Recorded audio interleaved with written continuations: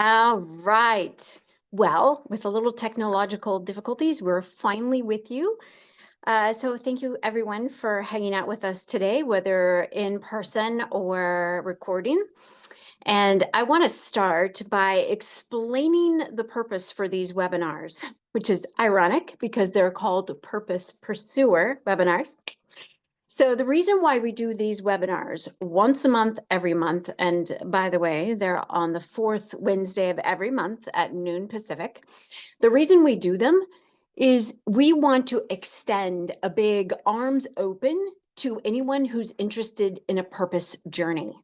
And I'll be honest, I believe we're on a purpose journey no matter what, all the time, whether we know it or not, whether we agree to it or not. Purpose is always operating in our lives. Now, I believe, again, that the sooner we accept that invitation and become conscious of it, the speed and momentum will pick up towards the actual fulfillment of that purpose. So we do these webinars to invite you on the ride with us. So on our call today, our two practitioners, including myself, and the practitioners, like myself, we are here to actually facilitate that conversation with you. If you want someone to come along by your side while you're pursuing your purpose, we're here for you. So there are 7 practitioners, 2 of which are here today with me to talk about their own perspective and own hot topic as it relates to purpose journey. And that's why we do these once every month, is we would love for you to come along on the ride with us, and we're here to help you in our own unique way. Let me give you an example or an analogy that might help explain why we do this and why we exist as a group. So imagine you attend some kind of a social event, and the host opens the door, gives you a drink, welcomes you in, takes your jacket. That's what we're here to do. That's exactly why we do these webinars, is to give you that welcome feeling. So consequently, not only do we do them once a month on the 4th Wednesday, so it's consistent for you, and we always publish the recordings, but also we want to give you that welcome feeling. We want you to feel like you belong on this journey to pursue your purpose. So these webinars are to open that door, take your jacket, give you a drink, point out where the hors d'oeuvres are, and get you started. Maybe even introduce you to people around the room. So that's the analogy for these webinars.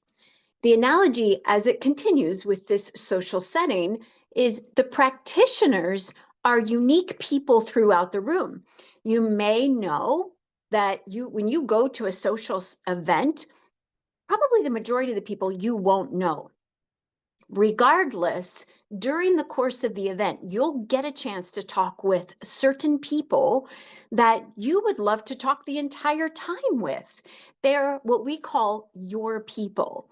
And you don't necessarily know that when you walk into the room.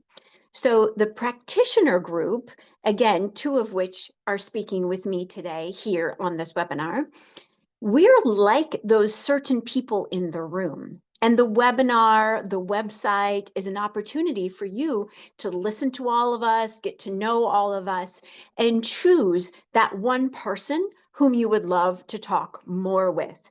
You feel a trusting kinship with this person where you feel like you could tell them anything and probably will.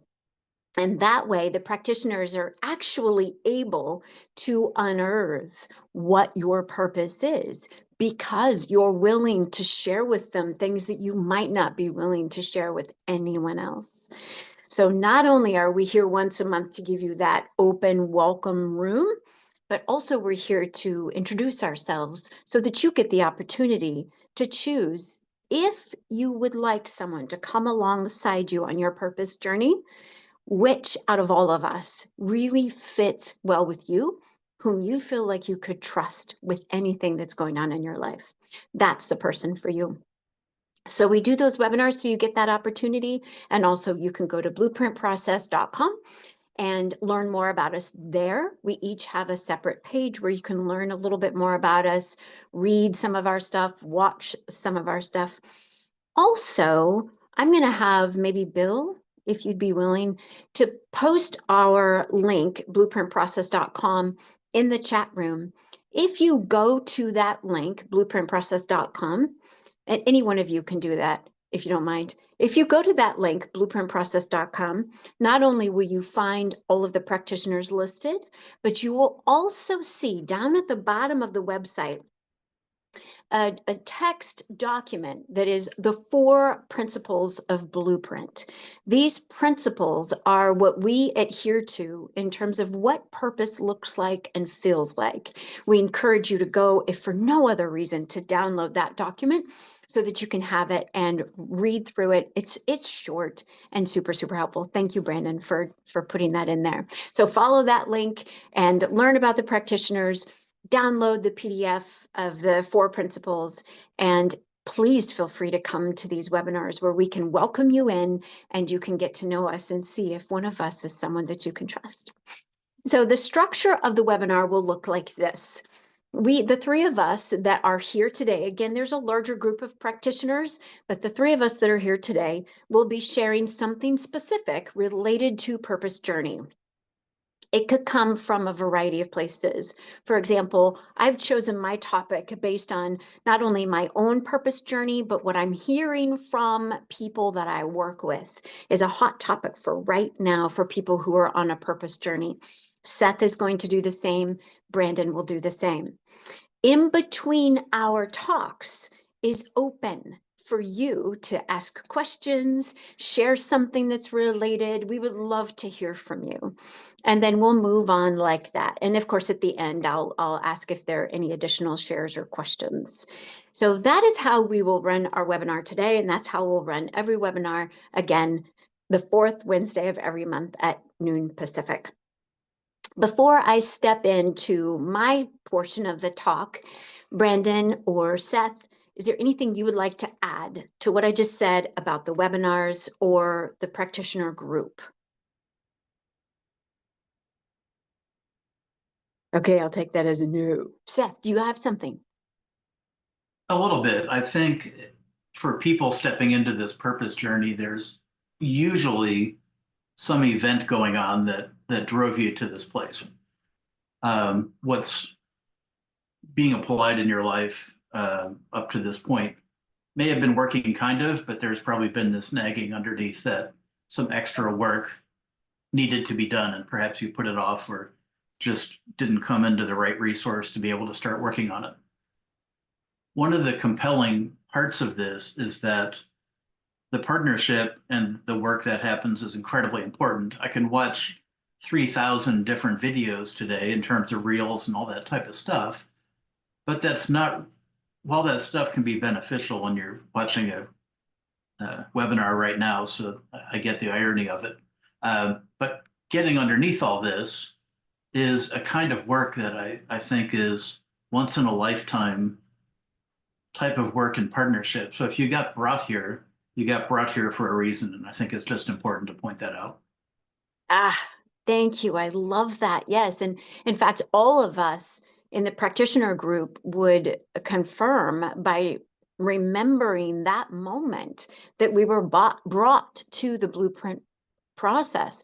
And I totally remember my moment. And it was scary and daunting and thrilling at the same time to feel the promise that I was here for something more than what I was currently doing and being.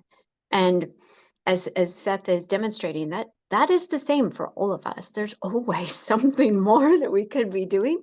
And the practitioners exist just for those people who are aware of that, fascinated by that, and maybe a little bit daunted by that. Anybody else want to share before I begin? Bill, Brandon? Okay, excellent. All right, so my particular talk, if you saw, there was an email that was generated and a LinkedIn post that had the three of our promotional videos for today's talk. So you might know a little bit about what I was going to talk about, Brandon or Seth. My particular talk, again, this is coming from my own journey because I've known my purpose since I've consciously known my purpose since 2006. But principle number 4 that I was referring to earlier understands that purpose is an ongoing journey. It's an infinite journey. So even though I've known my purpose since 2006, I'm still learning it today. And I'm still on that journey. And it's not all roses, guaranteed. And so my particular talk today is about the thorns. That's what my talk is about. Because that's what I'm seeing a lot of right now, either in my own journey or in the people that I lovingly get to work with. So the thorns of the purpose journey, and I actually believe that there are more than the one that I'm going to talk about today. But the one that I'm going to talk about today is, again, the analogy that I used in my promotional video is, imagine you are walking down a very, very busy New York sidewalk. And I've never actually been to New York other than the airport, but I can imagine. I've seen pictures. Lots and lots of people from the curb to the buildings. There's just wall to wall people. And imagine, if you will, that it feels as if you're heading in one direction and everyone, the oncoming crowd, is coming against you. Like you're the only one that's heading in that direction. This moment can feel confusing. You might wonder, what's wrong with me? What do I not know? Everyone else is going that way. I'm going this way. What's wrong with me? What don't I know? But purpose is something that is so compelling. That rose is so compelling to each one of us that despite the jostling of the crowd and the discomfort of and the uncertainty of going in a direction nobody else is going, you can't help it. You must pursue it. And I'm not saying that, yeah, you must pursue it. Shame on you if you don't. That's not what I'm saying. I'm saying that your purpose has this inexplicable tether to you. And God, your creator, whatever you want to call that entity that created your purpose and created you for your purpose, is constantly pulling on you. And the more you wake up to this journey, the more you'll feel the pull. Am I right? Can I get an amen, Brandon and Seth and Bill? Yeah, yeah. So despite the thorns, despite the jostling, you must do this. Oh my gosh. And I know Brandon and Seth and Bill can confirm, there will be incidents in your life as you're going the wrong direction, seemingly in this crowded sidewalk. There will be incidents that make you doubt yourself, make you feel like you're one of a kind, but not in a good way. And it will make you want to turn around and just go with the flow. We all know that it's much easier just to give in and go with the flow. We know what happens in our mindset when doubt and fear and uncertainty win the day. We know how easy it is just to give in and turn around for security, for certainty. Because what is it? The devil that you know is better than the devil that you don't. And purpose is a big, fat unknown. And again, I can say that even though I've known my purpose since 2006, the landscape for my purpose is constantly changing. And it leaves you again with that uncertain, unstable feeling. So I think all of us would say that, well, principle number 1 from the 4 principles, principle number 1 is that purpose is a divine event. You don't have a say. Sorry. And you'll feel that on the sidewalk. Again, it's pulling you inextricably and you cannot help it. You got to go. You got to do it. And there's a part of you that wants to do it, longs to do it. And then your mind will bring in all that fear and self-doubt and make you want to turn around. So, what I want to share with you today is what I do to deal with the thorns. The thorns are just going to be there. It's just a part of the journey, it's a part of your growth process. It's absolutely necessary. And maybe at another time we can talk about that. But you will find that the thorns bring you certain resilience and awareness of skills, what we refer to as blueprint, that you did not have before. Thorns have a way, actually, of pointing out your purpose, helping you become not only more aware of it, but use the stuff that you've been given to pursue it. Thorns make you do that. So the jostling that you feel from the crowd, the questioning, what's wrong with me? What do I not know? Why am I going the wrong direction? All of that, I promise you will be able to look back down the road a little further. You'll be able to look back and you'll understand. You'll see those landmarks in your life where you really questioned and you might have almost turned around, but you stayed the course. And when you look back, you'll recognize it as a thorn and you'll see what that thorn has done to embolden you and clarify your path. So thorns are actually on purpose. Thorns are for your purpose. So how do you deal with it? Napoleon Hill has a great quote where he says that, and I apologize if I'm butchering it, but something to the effect that within every thorn, within every adversity, is a seed of equal or greater benefit. So, in addition to the thorn, there's massive value, inherent value in the thorn. But here's the thing, your brain will only focus on one or the other. It will not focus on both. It'll either focus on the pain of the thorn, the uncertainty, the doubt, the self questioning, or it will be curious about that seed of equal or greater benefit. Your brain cannot function or not focus on both simultaneously. So as you're getting ripped by the thorns, that's what it'll feel like. Imagine going through a briar patch. Those thorns are not only going to snag you and try to hold you back, they're going to cause some damage. Now you can focus on that damage, or you can focus on what is this trying to teach me? Now, what it might be trying to teach you is unknown, but for sure it's something about your purpose. And what I find more often than not, the thorns that you're going through that are grabbing at your clothes are actually trying to show you what your greatest strength is.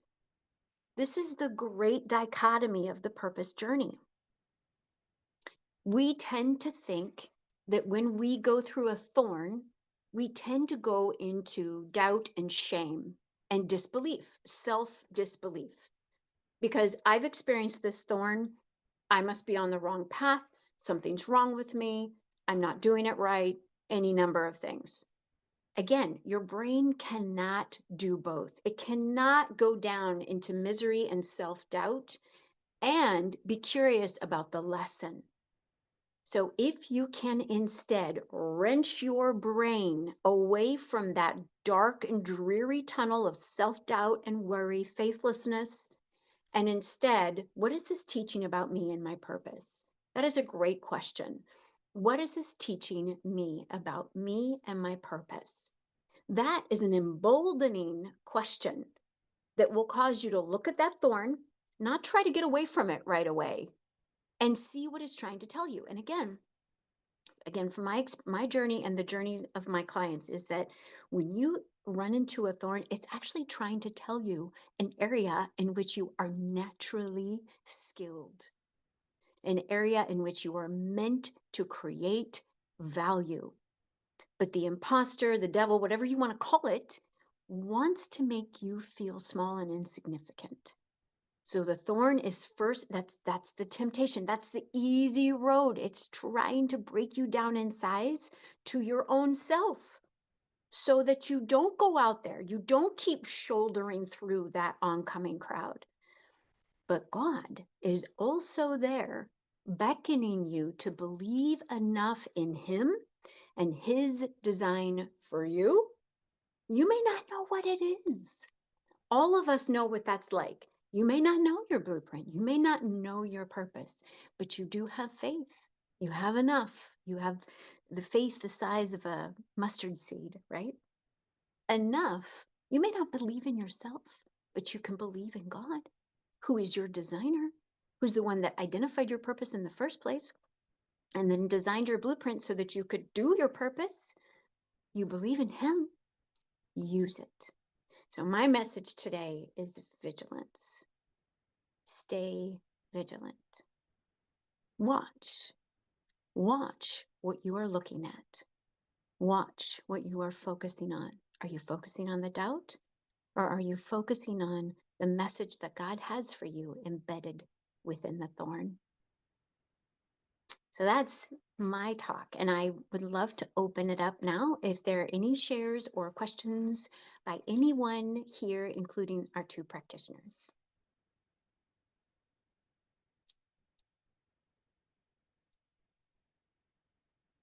No, we got crickets? Oh, hey, Rick. Tammy, what I'm curious to know, what do you use to help shift your focus?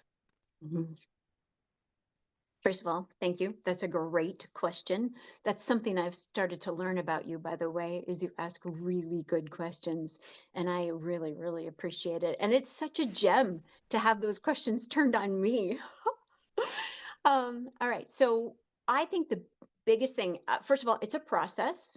The first thing is awareness. I, first of all, have to be tuned in enough to myself to know that I feel heavy, that I feel dark, that I'm in a place of self-doubt. That's the first thing I use is self-awareness and that difference between heaviness and lightness. If I'm light, then that's my clue that I'm on the right track and I'm listening to God. I'm aligned with God, what I refer to as God.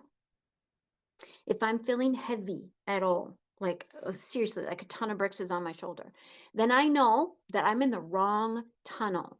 So that's the first thing I use to shift tunnels is that awareness, which is a really, really, really hard place to be.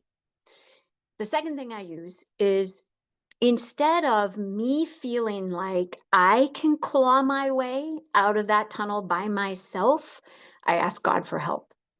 I kind of thank him ahead of time. So the second thing I use is proactive gratitude.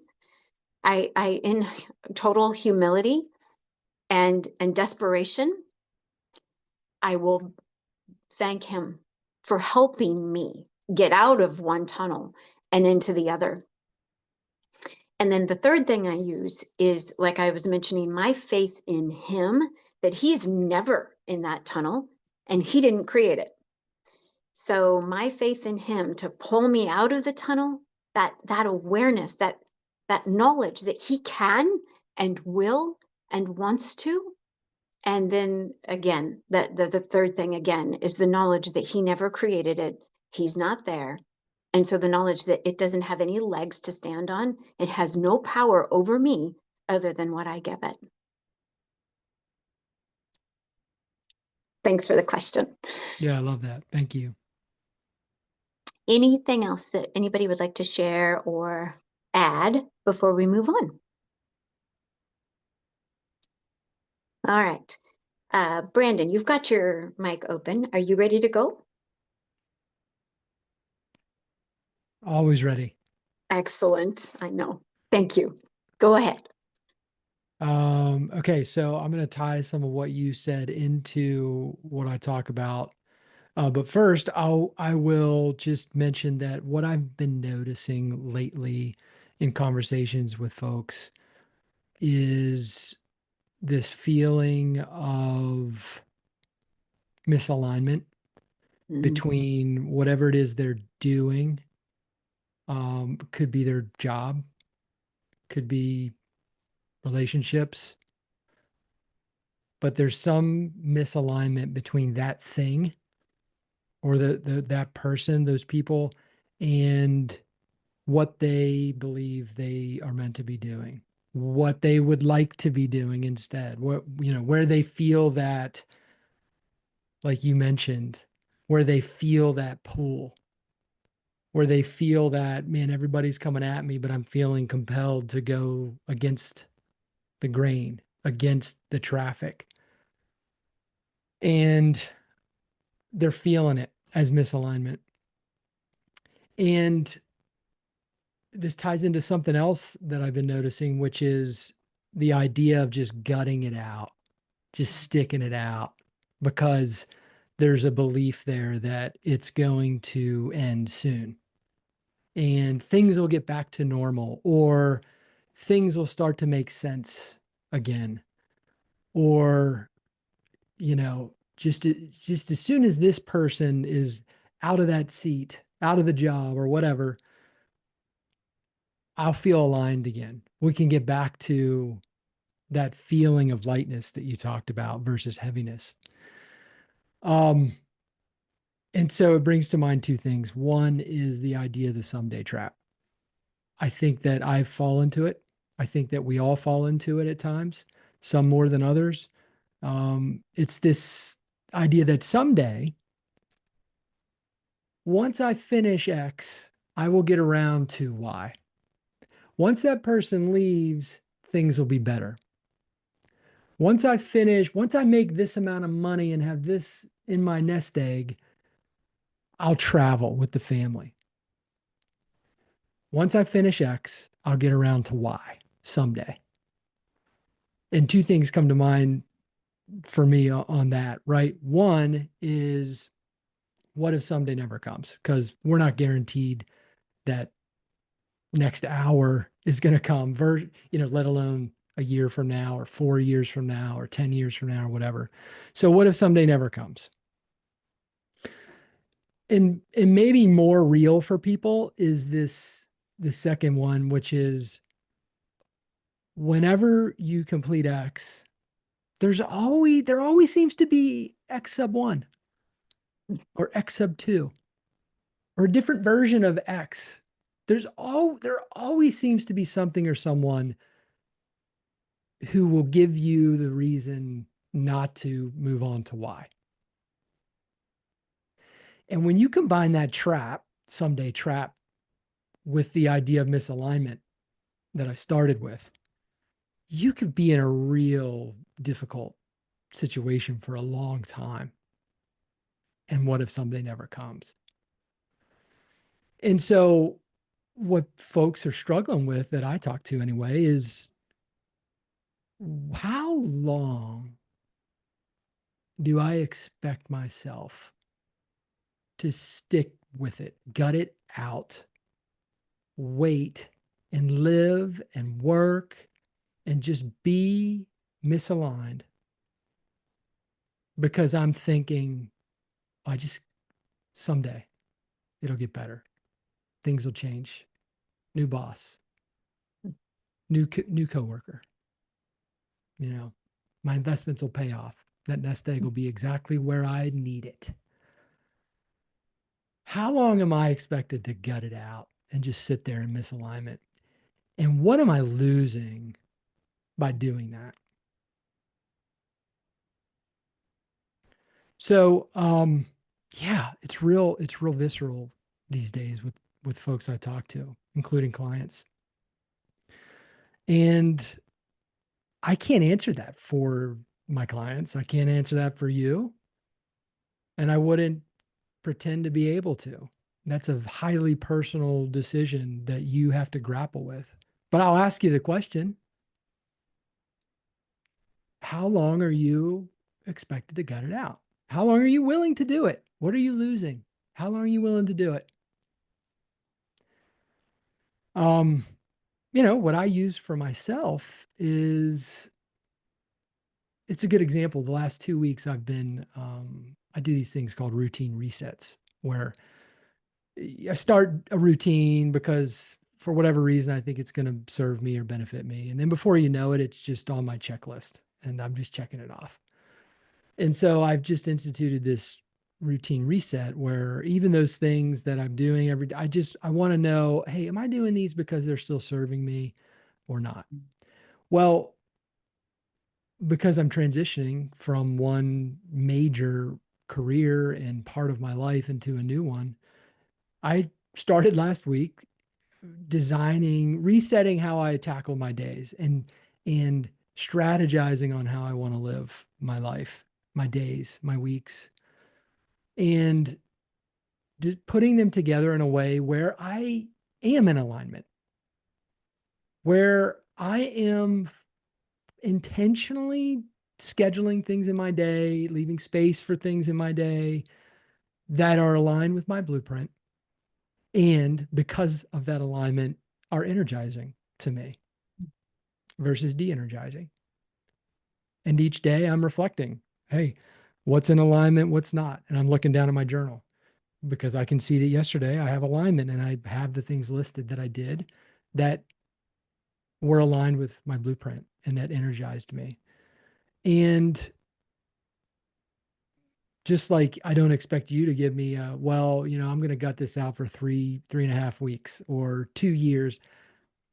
I can't tell you how long that I would intentionally be in a position where I know I'm misaligned. I think less now than ever before. I'm less willing to put up with it now after having years of kind of, like Tammy said, working with my purpose, my blueprint, and continuously assessing what that actually means for me in my life. It would be real difficult for me now to say, oh, I'm just going to gut this out for 4 years. Probably not going to happen. And so for someone watching who's like, how do I get a sense of how long is long enough to wait? I would ask you to reflect on some of the other things I've talked about. When you come up with, I'll wait 2 years. Well, what happens if 2 years doesn't come? What happens after 2 years? There's something else that says, oh, 6 more months or 1 more year. And spend some time with yourself, maybe with a coach, maybe with a friend, somebody you trust, and reflect on this stuff. Reflect on what your timeline is. Reflect on what you're willing to put up with. Reflect on what you're losing by being misaligned. That would be my recommendation for anyone watching this. Thanks. Thank you, dude. I love how, and I know this because I fortunately get to talk to you frequently. So I understand this about you. For those listening and getting to know Brandon for the first time, I love how Brandon is not interested in telling you what to do. And didn't that come out in his talk today? I love how instead he just gives you the space to, one, mirror your blueprint back to you so you understand who you are and what your purpose is. But two, he just gives you the space to be accountable to yourself, your blueprint, and your purpose, to think it through, because again, he asks amazing questions that help you come to your own conclusion. I love your style, Brandon. Thank you for sharing. Thanks. I appreciate that, Tammy. And if I could, I wanted to tie this back to something you said. As you're reflecting, you're thinking, yeah, I'm misaligned, I'm de-energized. How long am I going to stick this out? Someday trap, all that stuff. Go back to what Tammy asked. What is this teaching me about my purpose, about me? Because there's lessons there. There's clues there. Love that. Thank you. Any other shares or questions before Seth is on the docket? All righty. Seth, you ready?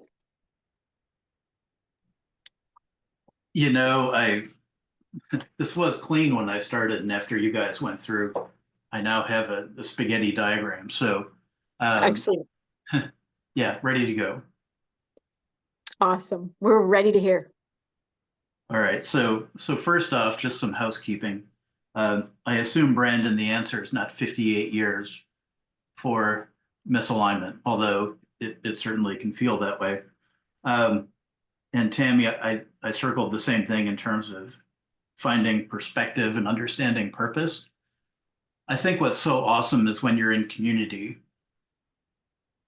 to have people walk up to you when you're in the middle of the storm and say, well, this is a real hot mess you've got going here, right? Like that community and that friendship creates this awareness and safety that I've seen in so many ways, gives you that extra breath that you need to not feel that you're alone, and you can start stepping into the work that we're talking about today. So having that community around you is really one of the first things that we start delving into. Talking about those random things like, hey, how are you sleeping right now? If you're in the middle of storms, like what's happening at 3 a.m.? If you're in the middle of a storm, I probably suspect you're awake at 3:30, and your brain is spinning in circles. So understanding all of those events creates some familiarity and also lets you know that you're human is a big part of the work that we're doing also. We talked a lot about suffering today and understanding the other side of that. Suffering is certainly one of those things that unites us as humans. I don't think any of us on this call would attest to the fact that no, we haven't had a lot of suffering. Most of our learning has come out of books and basically all these great things that have been happening. It's really the transitional things that we talked about today where some of the biggest learning comes from. I wish reading the book was the way to go. That might be a little bit easier, but the depth of the lesson wouldn't have been perhaps what it needed to be for us to take care of the misalignment. And life is truly, and this is something as we start talking about the someday traps and things like that, life is really short. I think some of my biggest lessons are I've spent 10 years on a problem, trying to get different perspectives and different resources and, ooh, I'm going to get this training and that training and all of that, but never getting to the root cause issue. For me as an adopted kid, I learned through all of this work that there was a not good enough, not belonging, all of those types of things in the story that were continually pulling me backwards with literally every relationship, every work engagement, you name it. There was this huge magnetism of going backwards. So learning perspective really brought me to a place, I think in the stories that I've been exposed to over the last few weeks getting ready for this seminar, a few that I'll share with you guys today. One of them is going through Deuteronomy, and there's reference to heart, soul, and mind in terms of how you're loving God. So as I looked at the work and some of the memories of just going through suffering or going through transitions, what was really impressed on me is when I'm in those places, I'm completely in my head. I've lost track of soul and mind, or completely in my head, I've lost track of soul and heart at that point. I pretty much have this experience of being clamped down because I'm in fight or flight mode. I'm ready to combat whatever is coming in my world just because something was so unsettling that it pushed my being into that fight or flight place. So a lot of the work that I've been focusing on is when I'm in these tension points, how do I stop to really review intent? How do I even start connecting to heart and soul in that space? Because if I'm just in my head, you can assign whatever percentage. But if I'm in my head, it's pretty much a dark space. As I start laying out the storyline, it's hard to admit, but 50, 60% may not even be real. It may be some concocted problem that I've created to try to understand something. So being in that mind space without heart and soul engaged can eat up all kinds of time. It can lead to the someday piece because I have to think about someday because today is such a weight that I've convinced myself I can't possibly take on another thing. And that's a hard place to be, especially one of the key parts, especially with people in storms, is isolation.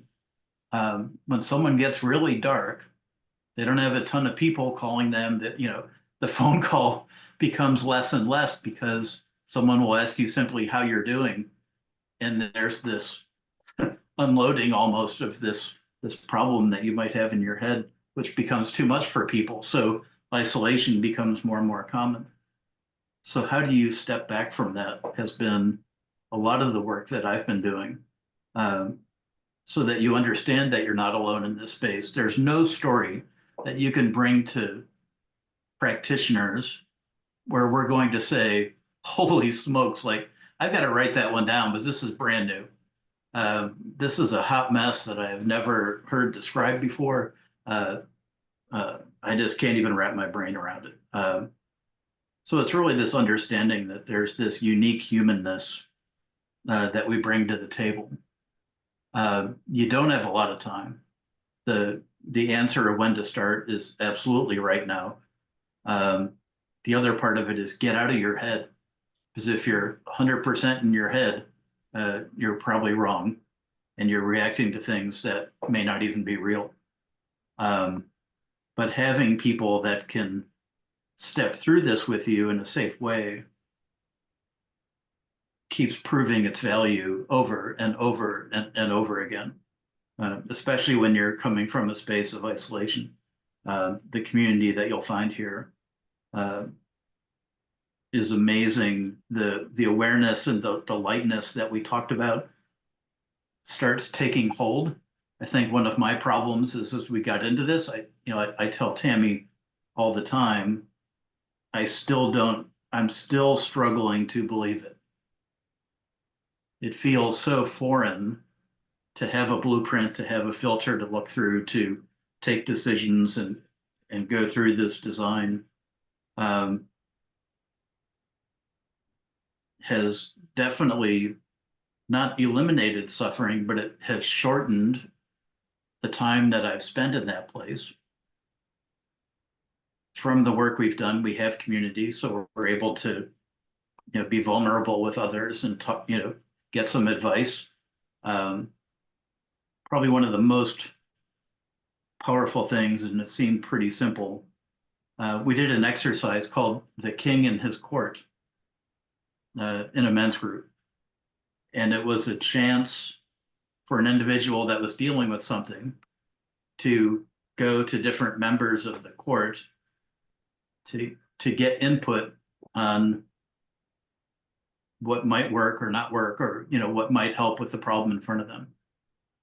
And at first that seemed pretty hokey until you looked at the age range of people in the group and being able to see the wisdom that was put out into the group. And I think that's a lot of what we do in Blueprint.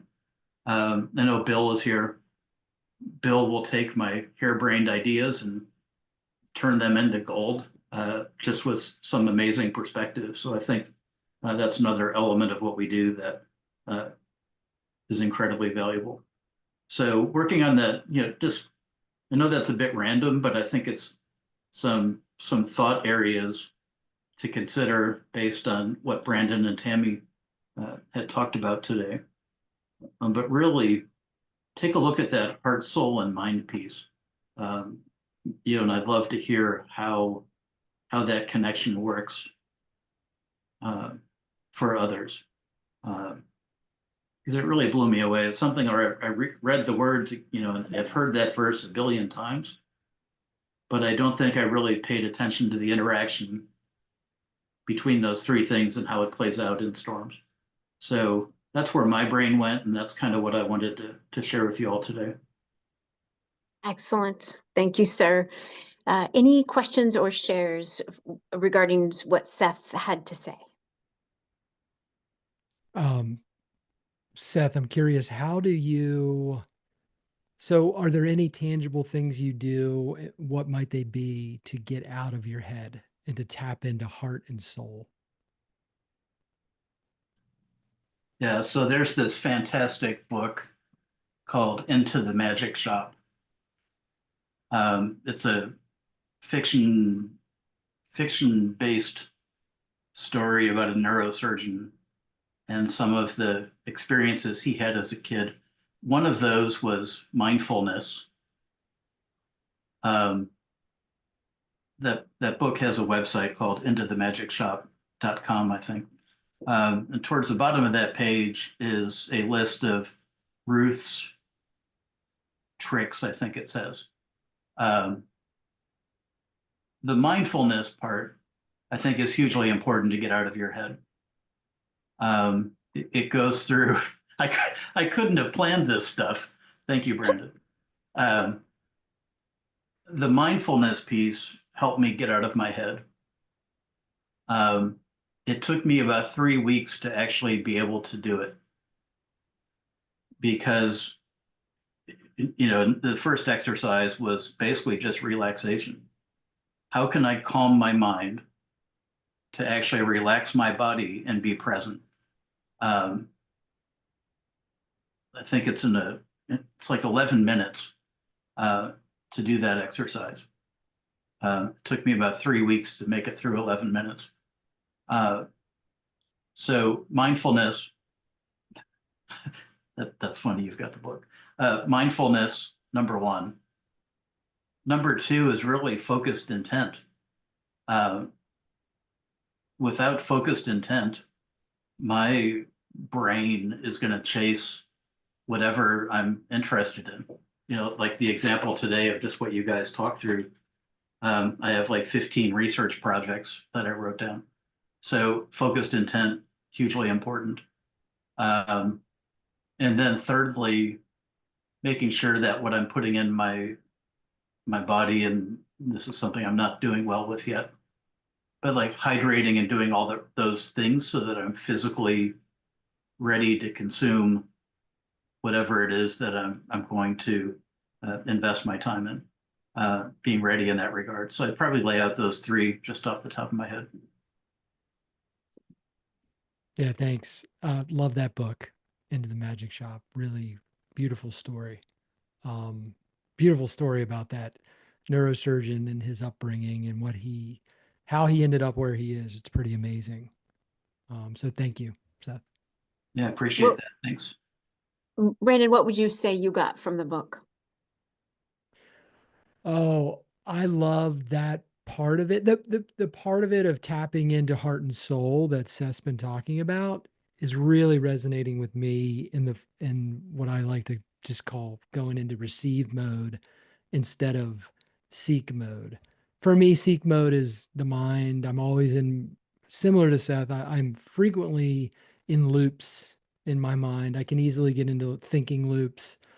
Um, and so receive mode for me, it's when I'm just kind of trying to be present essentially. And just when I'm present and just enjoying where I'm at and just trying to connect with God the way I see God, connect with kind of what that even means to me. Um, that's entering receive mode for me. And the way that I've been doing it most effectively recently is running longer for me, longer runs outside and beautiful, especially beautiful weather. But even when not beautiful, I went the other day on a foggy day and still was able to get there. And then mindfulness as well has been really, really helpful for me. I mean, to the point where I thought I used mindfulness as a way to kind of cope with stress during when I was a commanding officer of a squadron. And then when I finished that tour and the human responsibilities were a lot less, I'm like, oh, okay, maybe I don't need this anymore. So I stopped mindfulness for about 6 months ish. And then I had an interpersonal conflict and I could not get it out of my brain. I could not get out of my head. And so as I was reflecting on why I couldn't do that, because I've been in some stressful situations in my life and it was really never an issue. I'm like, oh wait, I took mindfulness out of my life about 6 months ago. Wonder what happened if I brought that back. And it helped tremendously. Um, tremendously. So yeah, that's what Seth talking about heart, soul, and mind, and then that book. It brings up the receive mode thing for me. Absolutely. Thank you. Thank you both. Bill, anything to add, sir? Well, from my perspective, I mean, you've pretty much covered anything I would add to it. I mean, uh, what Brandon struck on, I think, hardest at the beginning was it will never be perfect, absolutely. So, now's as perfect as it's going to be. And Seth, the thing that struck me as he was talking was time has a way of passing. Mm-hmm. And it's amazing because I look back on things and I'm seeing things repeat now, after so many years of hearing it over and over again and forgetting it, you all of a sudden you realize you've gone by this way before. And this whole thing about mindfulness is something, it really is a clue, but it's very difficult for people that are in crisis, people that have come through a tremendous amount of trauma. And then they're trying to reset themselves and get back on task. And, the ego constantly distracts them away with whatever the current distraction is, whether it's your cell phone, social media, or whether it's your job or your home, or whatever it is. But getting to that present sense of things, there's really 5 pieces to that. And they're all somewhat related, but they're all very different. And the first one is happiness. And if you sit there for a while and just try and feel happiness in the present moment, joy is another one. What makes you joyful? What gives you peace? That'd be the third one. When do you feel content? Are you content? What does that feel like? And then the last one, probably the most important one, is gratitude. So what are you grateful for? If you can go through each of those things and just kind of place your mind in a position to strike on where you feel that in your body, where you can sense that in a circumstance that's happened recently, it's amazing how all the rest of this stuff will fall away. It'll just go by the wayside.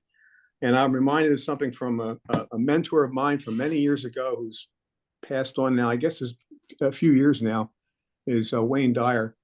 And he always talks about the fact that the past, and I think he got this from someone else, but the past is a canceled check. The future is a promissory note, but the present is cash. Nice. Bill, as you were talking about, let me see, happiness, joy, peace, and gratitude. Right. I was envisioning a knot. Contented, being content. Thank you. And you were asking what brings you those things. So I was envisioning. Where do you feel them now? Where are you feeling them in the moment now? And it's nice. And intentionally looking for that. Mm-hmm. Those things. Thank you. I was envisioning a knot, like in your shoelace, that, we try to, sometimes you might even get a pen and try to get in there and get it out. And as you were talking about those things, where are you finding them right now in your situation right now, in this moment? Where are you finding them right now? I was imagining that knot just unraveling itself, just loosely, harmoniously coming unraveled. I thank you very, very much. Those are like, that's a good metaphor. Yeah, that's a good metaphor. So to wrap up, first of all, Seth, I want to say, let me see, I've been doing Blueprint since 2008. So I think it's like 17 years. And you came along into that process, maybe year 12 or 13 or something like that. So I'd been doing Blueprint for a very, very long time. You were the first and only person who's ever asked me about an aftercare program. And I remember when, like, aftercare to finding your purpose, finding your blueprint. And I remember when you asked me that question, I was thinking, well, no, why? And it's your beautiful blueprint and your thorns and your rose that have caused that question to be asked. And you so exemplified that today in your talk. Aftercare, like, and you've told me stories about times when you were just at the bottom of the pit, a very, very dark and lonely pit, and people would intentionally go the opposite direction. You were there alone at 3 a.m. and you're longing for someone to be there, to pick up the phone, to ask you how you were and actually genuinely be interested in how you're doing and want to stay for the long story. Well, you are that person to people. And gosh, they need someone, right? They need someone to be able to gain a toehold in this question of blueprint and purpose in the middle of a storm. So thank you for shining your light the way that you do. And Bill, I so appreciate you hanging out with us today. Can the three of you stay on for 2 seconds after I stop the recording? So for those of you listening, thank you so much for hanging out with us today. Again, we do this every month, the 4th Wednesday of every month at noon Pacific. So next month will be May 28th at noon Pacific, same bat channel. We'd love to have you. And remember the reason why we do them. We like Seth, we don't want you to feel alone. We know that you're walking the wrong way on a busy sidewalk street, where everyone else seems kind of an automaton nature, happy to be going the direction that they're going, but you're seeking something more, and we want to be here for you. So we will be every month on the 4th Wednesday at noon Pacific. Thank you for joining us. And again, practitioners, if you could hang on 2 seconds, that'd be great.